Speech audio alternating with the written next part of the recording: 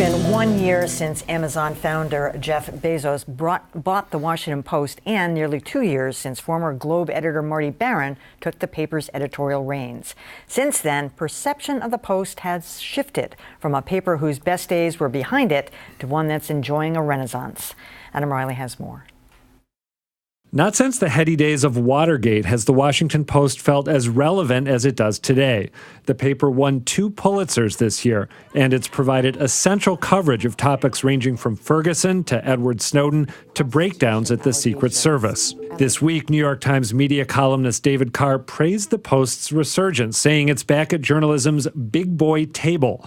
Meanwhile, new owner Jeff Bezos will boost the paper's readership by including a Washington Post app on tablets sold by Amazon. To see him with what was a print property, now digital, plus television, plus devices, plus subscription capabilities, I think is really interesting, and I think it's good for the Post. But not everyone is so bullish. A recent Politico piece argued that under Bezos, innovations have actually been limited.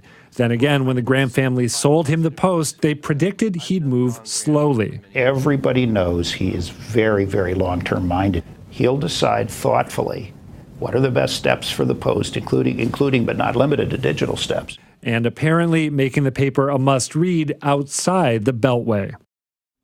This is a reason for me to buy one of those. I don't read anything on Kindles or anything like that. You know, I feel badly because the Washington Post is not a paper I read every day. I love it when I go to Washington, D.C., which I do 2 or 3 times a year. I always pick it up, but you know, I'm going to start. This is a reason. Well, for to start. whatever reason, you know, you just don't think to do it in the same way you do with the Times. No, it just doesn't occupy that space in our consciousness. Yeah. And I think the fact that may be changing. We mentioned him in passing, but we talk more about Jeff Bezos. Marty Baron has just done an absolutely terrific job running this paper for the past almost 2 years. You know, I think probably most of us who knew the work he did here in Boston would have expected him to do a good job down in Washington, but if anything, I'd say he's even exceeded expectations. Daunting. So kudos to him for pulling it off. And yeah, maybe we'll actually start to see Washington Posts hanging around newsrooms, or you know, maybe you'll subscribe on the weekend. They're actually making, we used to get it. We don't get it anymore. They're making a big push, I think, to try to urge people in markets like this to subscribe. So maybe it'll happen.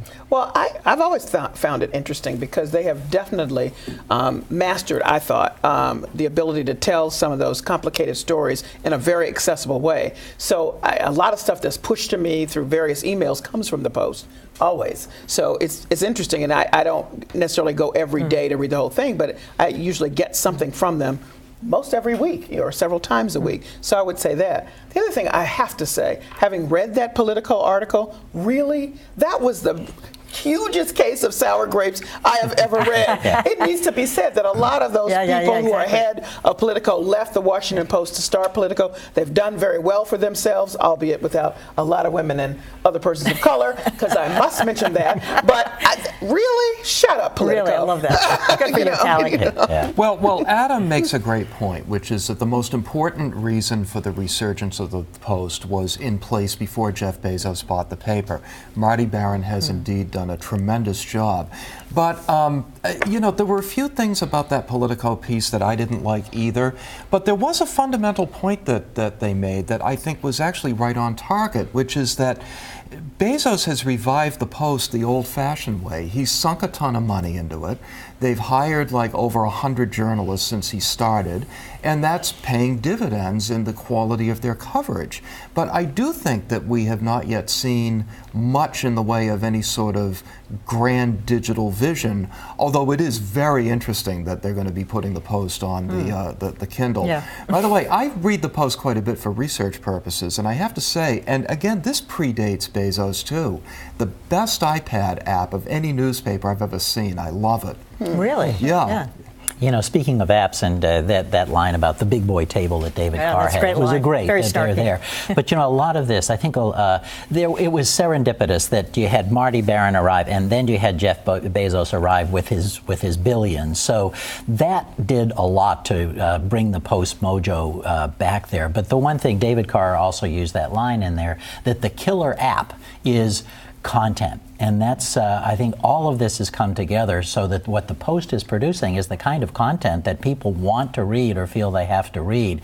That's what's really going to drive it. And then they have done a lot of good things with the mobile side of things, with some of the aggregating sites that they've done to make it very easy for that content to reach people in a lot of ways. So a lot of good things have come together at once, but getting that mojo back that we are the Washington Post and our glory days aren't behind us. Yeah, it was so heady during the Watergate days, as you mentioned, and a competition with the Times. I was going to say also the political snarky piece said, and they hired all these people, but who knows them? That's the point.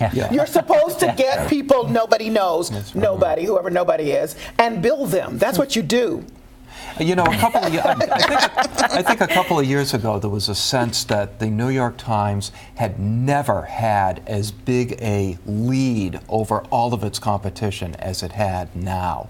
And so, you know, that's not necessarily a healthy situation for journalism. So to see the Washington Post catching up, and, you know, they don't have as many resources as the Times, and they probably never will. But at least to see them playing on the same field again, I think is a great thing. Here's a cool situation, actually. Amazon is about to open its first retail store. It's going to open it in New York, naturally. So you're going to have a whole bunch of people going in buying tablets for $100 or $140. They'll walk out of there, and they may not subscribe to the Times, but they'll be able to get a selection of Post content for free. So that's sort of a cool little wrinkle. It is.